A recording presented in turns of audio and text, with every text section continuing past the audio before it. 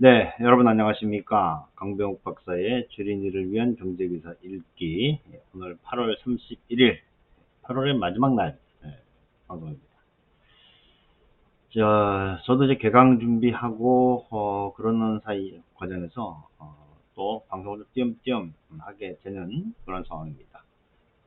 이제 개강하고 나면은 좀 더 바빠지지 않을까, 이런 생각을 하게 되는데, 그래도 시장의 흐름을 잡는 데는 크게 문제 없다. 왜? 지금 시장은 추세가 없기 때문에 그렇다라고 봐야 될 것 같고, 오늘 혼조로 끝났죠. 코스피는 약보합, 코스닥은 강보합. 결국은 이제 그 사이에 있었던 투자 심리 조정 과정이 오늘로서 끝나는 게 아닌가 이렇게 생각이 됩니다. 투자 심리 다시 60까지 올라왔고요. 기술적으로도 이제 대체로 마무리되는 그 짧은 반등이 그런 모습을 보여주고 있기 때문에 한번 좀 시장 상황을 돌아볼 필요가 있겠다 생각이 듭니다. 예, 말씀드린 바와 같이 코스피 지수는 4.95포인트 밀렸고요. 여기는 또 코스닥은 4.59포인트 올랐습니다. 간밤에 이제 미국이나 이쪽 경기 지표들 나오는 걸 보면은 경기 침체, 기술적인 경기 둔화 이런 적인 조짐들이 보이면서 미국의 이 긴축 기조가 이제 끝나는 게 아니냐 이런 기대들이 있었던 것 같긴 한데 그거는 아니에요. 지금 근원 물가라든지 서비스 물가라든지 이런 것들이 계속해서 시장을 압박하고 있기 때문에 에, 이 롱거 포 하이어 그렇죠? 그 고금리를 지속적으로 가져갈 가능성을 배제할 수 없다 이렇게 보시면 되겠고요. 수급은 외국인이 거래소에서 2,156억 팔았고 기관 투자가들은 금융 투자를 중심으로 순매수했어요. 금융 투자가 여기서 순매수한 것은 아마 오늘 윈도우 드레싱이 있지 않았을까 말일이라서 코스닥은 외국인이 4,417억을 샀네요. 기관 투자가들은 1,159억을 순매도했고요. 수급을 좀 놓고 보면 이렇게 되는 거죠. 자, 외국인이 아직까지 산다는 증거는 없어요. 근데 이제 투자 심리는 벌써 60까지 올라와 있는 그런 상태다. 그러니까 이제 투자 심리는 더 이상 좀 침체라든지 그런 게 아니다. 라고 보시면 되겠고. 코스닥은 외국인들이 쭉 사고 있는데 이게 아마 2차 전지 이쪽으로 가고 있는 게 아닌가 생각이 들고요. 업종별로 보면은 외국인 투자가들이 기계를 매수했지만 IT는 팔아요. 이게 안 되는 거예요. IT가 시가총액이 제일 큰데 이쪽으로 순매수가 들어와야지 되는데 그게 아닌 것이 좀 안타까운 일이 있고 여기는 금융을 사군요. 금융 외국인이 예, 뭐 이거 한쪽으로 다 몰려있기 때문에 일반 전기전자 쪽은 이제 그 2차전지가 껴있는 그런 상황이 되겠죠.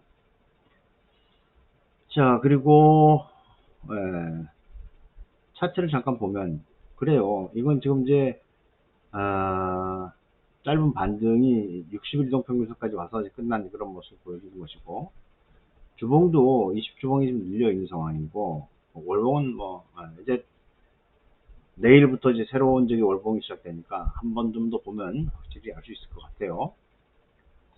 코스닥은 어떻게 돼가나 좀 보면 코스닥은 이제 시가총액이 큰 종목들이 이제 2차 전지하고 관련이 있기 때문에 그건 좀 다른 그런 모습을 보여주는 것이죠. 시총 상위주들 움직임 보면은 코스피 하이닉스 괜찮고 삼성 SDI, LG화학, 현대차, KB금융 이런 거죠. 예, 한미반도체와 LS일렉트릭 그리고 KB금융 하이브 하지만 상승률이 크게 올라가지는 못했고 한전기술이나 CS윈드 또 삼성엔지니어링, 고려아연, 하나오션, 셀트리온 이쪽은 좀 밀려있는 그런 모습이네요.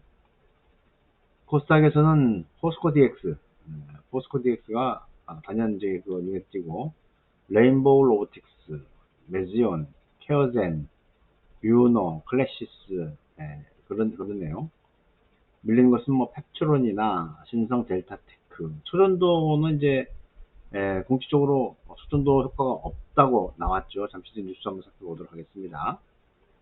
테마는 조선보냉제 조선주들이 일단 수주도 잘 되고 있고 좋은 뉴스 많이 나오는데 일단 선박 관련주들은 그 사이에 먼저 올라왔기 때문에 추천거리고 있지만, 보냉제라든지 조선 기자재 이쪽은 여전히 괜찮다 이렇게 볼 수 있을 것 같습니다.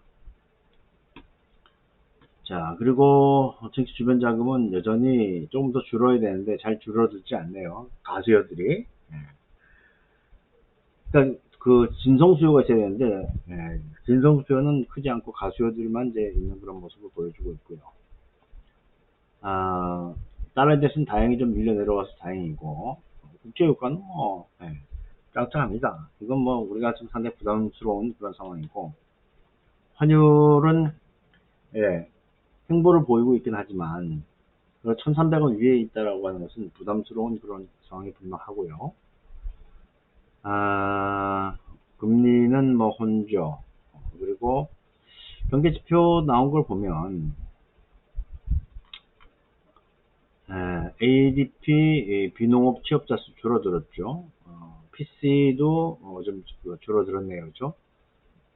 PC 같은 경우에는 전년 동기 대비를 봐야 되는데, 그렇죠? 전분기 대비 이렇게만 나왔단 말이에요. 오늘 이제 이 PC가 전년비가 나오네요. 그렇죠? 이게 이제 사실은 실제로 줄어들어야 되는 거죠. 줄어들어야 되는 거죠. 오늘 이제 밤에 좀 발표되는 것들 볼 필요가 있겠다 생각이 듭니다. 자, 그럼 뭐 전체적으로 시장은 투자 심리 조정이 끝났고 기술적으로도 이제 단기 반등이 마무리되는 그런 국면에 있다. 이 정도 정리하도록 하겠고, 뉴스들 몇 개 좀 보도록 하겠습니다. 뉴스. 자, 코스피는 내리고 코스닥은 올라가고, 뭐 그 정도밖에 없는 거죠. 그 정도밖에 없는 거죠. 특별한 거 없고. 자, 초전도 검증 위에서 검증을 했는데 초전도 특성이 없었다. LK99, 그렇죠? 관련된 입자에 급락을 했다. 이게 있는 대로 재현 실험을 해본 결과 초전도 특성을 보여주는 사례가 없었다. 이렇게 나왔어요. 한양대 고압연구소, 서울대 복합물질 상태연구단, 부산대 양자물질연구실, 황공대 물리학연구실에서 재현 실험을 했는데 안 나왔다. 이거 이제 뭐 꽝이죠 뭐. 근데 이거는 이제 결국은 기술이 발전하면 나오게 되겠죠. 나오게 되는데 지금 당장은 좀 어렵다. 이런 것이고요. 그러면서 나오는 게 이제 위험 경고를 해도 과학 테마주가 상상상 뒤맞고 달려지는 이유가 있다. 결국은 이제 뭐 초전도도 있고 맥신도 있고 그다음에 양자 이 컴퓨터 이런 것도 있단 말이에요, 그렇죠? 근데 이제 왜 그렇게 달려드냐 했더니 삼성전자 주가가 나쁘니까. 그러니까 일반적으로 이제 삼성전자 주가가 나쁘다라고 하는 것은 상징적인 얘기가 되겠죠. 이건 이제 시장이 수익률이 나쁘니까 단기적인 수익을 얻기 위해서 간다. 그런 얘기 되겠고. 그걸 이제 과학기술만 붙으면 왜 결과하느냐. 하여튼 이제 신성장 산업에 대한 기대가 여전히 있다. 그리고 이제 그쪽은 사람들이 잘 모르고 하기 때문에 돈들이 가가지고 올리는 것이고, 그 다음에 이제 뭡니까, 리딩방 그쪽에서도 이거 가지고 작전을 하는 그런 경우가 있다 이렇게 보는 거죠. 자, 그 다음에 이제 LNF 코스피로 옮겨가서도 날개를 달까 이런 거예요. 저는 개인적으로 지금 시가총액으로 4위인가 그렇잖아요, 그렇죠? 4위 LNF가 그런가요? 코스피 코스닥 5위네요. 7조, 그죠? 7조 7,915억 5,200만원. 그죠? 7조 원이면, 시가총액 7조 원이면, 유가증권 시장에 가게 되면 몇이가 되냐면, 7조, 이게 아까 얼마였죠? 7조 8천, 7조 8천이면, 대체로 이제 여기 올리게 되면 47위에 들어가게 되겠네요. 그죠? 47위. 개인적으로는 뱀 대가리냐, 용꼬리냐, 이런 얘기인데, 저는 개인적으로는 뱀 대가리가 되는 게 낫다고 봅니다. 왜냐하면, 이게 지금 이제 그 지수를 추종하는 ETF들이 많이 나온단 말이에요. 근데 지금 LNF 같은 경우에는 코스피로 옮겨가게 되면은 시가총액 순위가 떨어지기 때문에, 그러니까 예를 들어서 코스피 200, 저기 추종하는 ETF 만들더라도, 그렇게 많이 편입되지 않을 가능성이 이제 크다. 왜냐면, 대체로 지금 연구된 바에 의하면은 15개에서 한 30개 정도의 종목만 가지고서도 인덱스 펀드를 만들 수 있다. 이렇게 돼 있단 말이에요.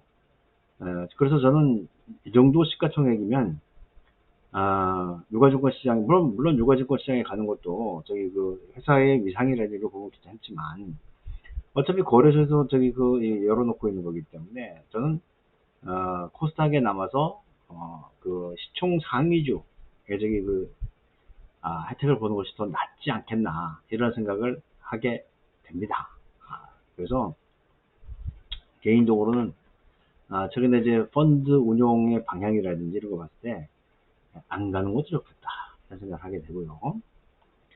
그 다음에 끈적한 독일 물가 6.4% 올라갔다. 6.4% 올라갔다는 얘기죠. 6.4% 올라간 게 아니고 6.4%, 그죠?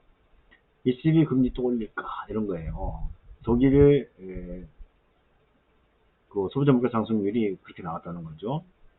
30일 독일 연방통계청 등에 따르면 지난달 독일 소비자 물가 지수는 ECB 기준을 따른 물가지수 예비치의 경우에 전년 동월 대비 6.4% 상승했다.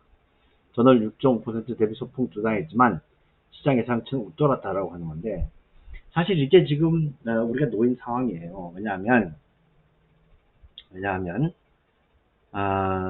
지금 이제 그 글로벌 공급망이라고 하는 것은 중국이 세계의 공장 역할을 하면서 디플레이션을 수출하던 그런 경우가 이제 사라졌잖아요. 그렇죠? 그러다 보니까 전체적으로 물가는 올라갈 수밖에 없는 것이고, 그건 공산품, 그리고 또 저희 서비스 물가들이 올라가고 있는데, 이 서비스 물가 이런 것들은 그 역진이 잘 되지 않아요.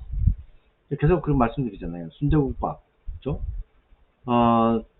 재작년에 7,000원, 작년에 8,000원, 올해 9,000원. 경기가 나빠도 이거 안 내려온단 말이에요. 예. 그러니까 이런 저기 그 물가들이 굉장히 스티키하다라고 하는 것이 끈적끈적한 거죠, 그렇죠? 그런 상황이 되기 때문에, 그래서 쉽게 금리를 내리지는 못할 것이다, 이런 생각을 하게 된다는 것이죠. 그래서 우리가 뭐 저기 지난번에 잭슨홀 지나고 난 다음에 지금 나온 지표들을 가지고 저기 이제 곧 금리를 내리고 이런 얘기들을 하게 되는데, 제가 볼 때는 그거는 오바다, 이런 생각을 하게 됩니다. 자, 어쨌든 다다다나했던 8월에 시장이 끝났어요. 끝났고, 개인적으로 저는 8월에 시장이 굉장히 좋을 줄 알았는데, 뭐 이것저것 저기 그냥 뭐 저기 악재들이 튀어나오면서 일단 유지하지는 못했습니다. 안타까움이 있고, 그렇다면 이제 9월 20일 그 FMC 나올 때까지 지금 뭐 우리도 그 사이에 보면 추석도 껴 있고 그렇단 말이에요.